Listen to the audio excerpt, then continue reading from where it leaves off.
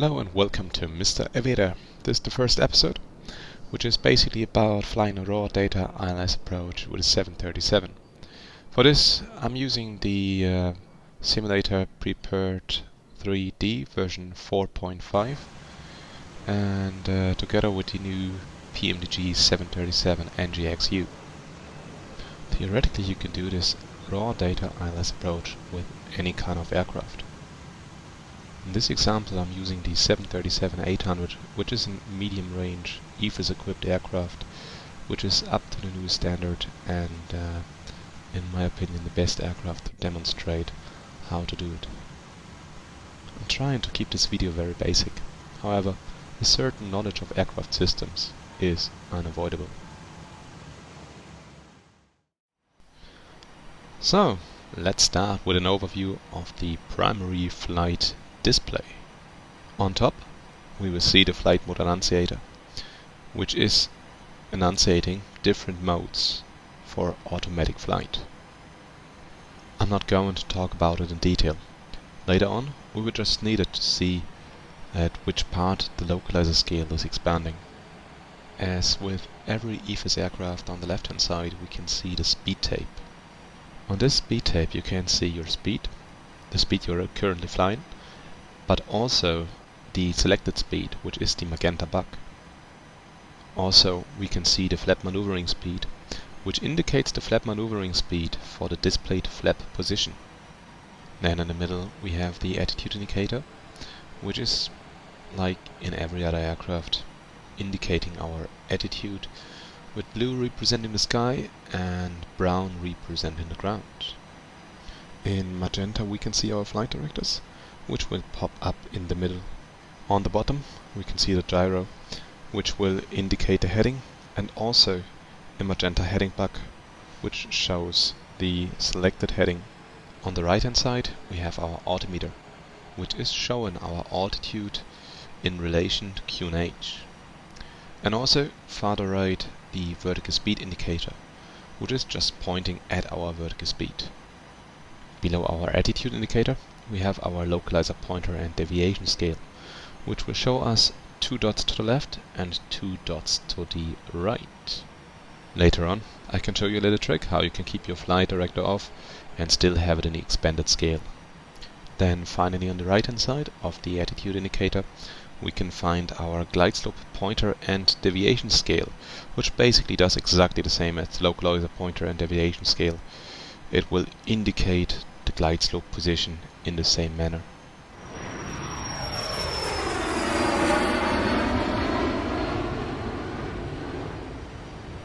Okay, and now here we can see the expanded mode.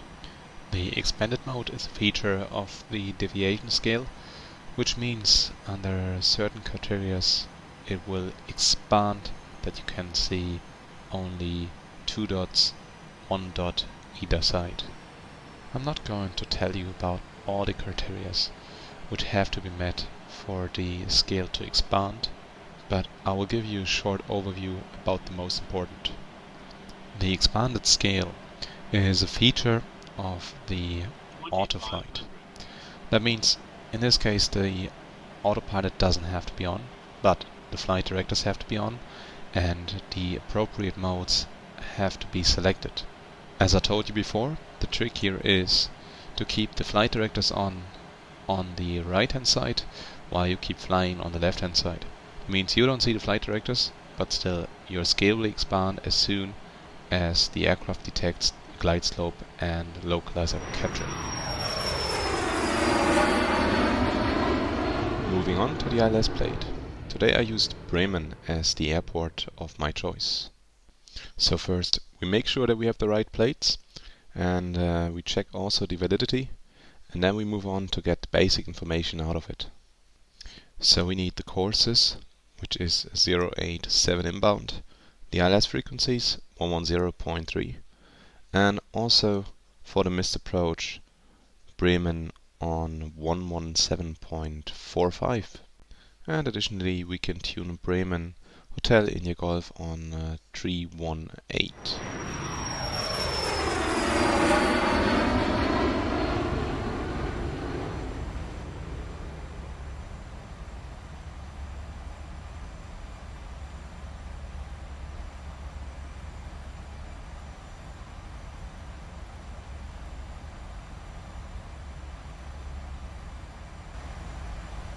Then we move on to the lower part of the chart. There we have our obstacle clearance altitude, or in brackets the obstacle clearance height. And for an ILS Cat 1 within category Charlie aircraft, that means that's 172 feet. Due to the law, we have to round it up to 200 feet. That's 200 minus 159, which is 41. So we have to add 41 to 172, which will give us then 213 as a decision altitude. Just to make sure, as we did it right now, it's possible, but probably not the best way to do it. It's better if you just fly with charts where you have a decision altitude indicated on the lower part of your chart. That makes your life easier, and you're on the legal side when you take your personal 737 out for a spin in real life. Moving on to the flight management system, where we just put in a bit of data to make our life easier for this raw data ILS approach, to have a bit of an overview on the ND as well. First, we can put in some rings. I'm using a 10-mile ring, and some of you guys using 5-mile or 4-mile ring as well. In this example today I'm just selecting a 10-mile ring to give us an overview where to start the ILS approach. Moving on to the legs page. On the legs page we have the chance to extend the centerline. So as long as you have a destination selected, in our case Bremen, it doesn't really matter if you have an approach in there or not, but Boeing already put a feature in that you will see an extended centerline, which is a dashed line which is extending to 14.2 miles. Today in this example we just go and extend the LNAV profile as well, that you have a magenta guideline to exactly see where the centerline is going. Just to mention, for day-to-day operation it is not always the best option to extend the centerline, because you will lose your vertical guidance quite quickly. Now that everything is set up and our aircraft is basically ready, we're going to have a look at the raw data ILS approach itself. Let's rock on!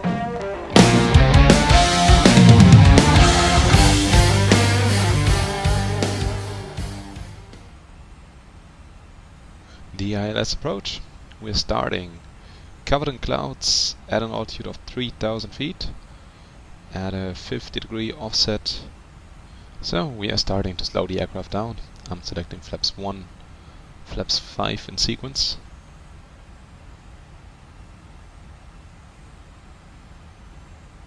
Okay, setting up the MCP panel.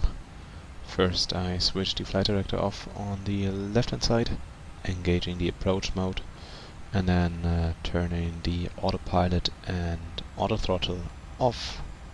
Now taking over control, the aircraft is now in a stable configuration. Now we can concentrate on the intercept. Now on the navigation display you can see our trend vector, which is a dashed line in front of our aircraft symbol. Every line here is representing the position of the aircraft in the next 30 seconds. The closer you zoom in on your navigation display, the less bars you see. We can use this trend vector to perfectly align ourselves on the center line. The localizer is captured. You can see the FMA is boxed. That means it's just captured now. Here the most important thing is to keep your altitude as well. Now you have a perfect intercept, but still altitude is at least as important. The glide slope is coming in.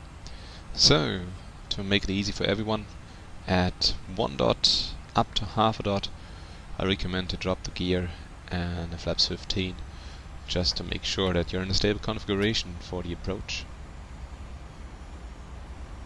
Now we can see that the glide slope is captured. That means the FMA will now show GS for glide slope, and we can see that the localizer scale is expanding. With the glide slope captured, we can select flaps 30 and match the speed to VREF plus 5 in our case. Starting our descent, in the beginning it is always a good value to keep 800 feet-ish per minute. After we are stabilized on the approach, we can get this value a bit more exact. It is time to see our ground speed, which is the important factor here. On a 3-degree glide slope, we can say that half our ground speed, with a 0 in the end, will equal our rate of descent.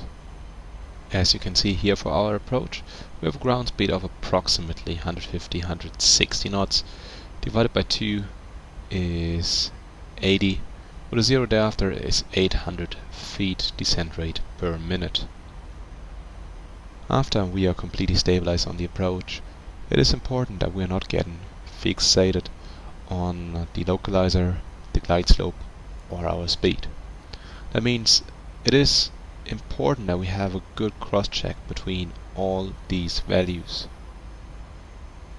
We already said for the glide slope we are targeting a fixed rate of descent, which means we will adjust the rate of descent if we have to, but in general we keep the rate of descent to our calculated number. Here in this example, this will always be something between 750 feet per minute and 850 feet per minute. Coming now to the localizer. To keep the localizer centered, we basically have a good look on our heading or the navigational display where we can see the track. And if the track is overlaying with the center line of the runway, we should be able to be exactly on the localizer. If we see we have a small deviation from the localizer, there's only small corrections required. For example, if we can see that we are half a dot on the left hand side, we will just go for 1 or 2 degrees, correct them to the right hand side, and the time we see that it's more or less in the middle again, we correct it to the left again to be exactly on the center line overlaying our track. Be careful. The closer you get to the runway, the easier it is to have a deviation in any direction due to the fact that it gets more sensitive. Half a dot deviation is less distance either side, so there is more chance for error.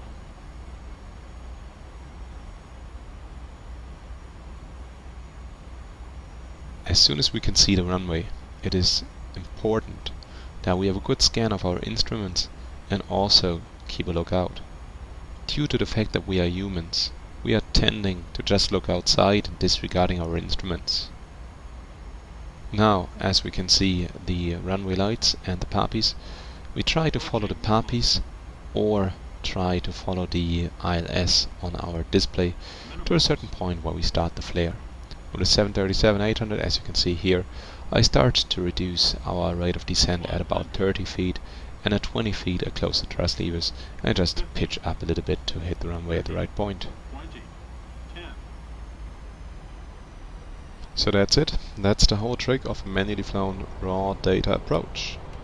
Again, if you should do it in real life with your personal 737, make sure that you tried it in good weather situations first before you start taking a risk and go for it when you have low minimas outside. So folks, that is the end of the video. Hope you enjoyed it. If you did, leave me a thumbs up and subscribe to my channel. And as always, to be really good at it, there's a lot of practice required, so practice, practice, practice, and be safe in the air. Enjoy your flying.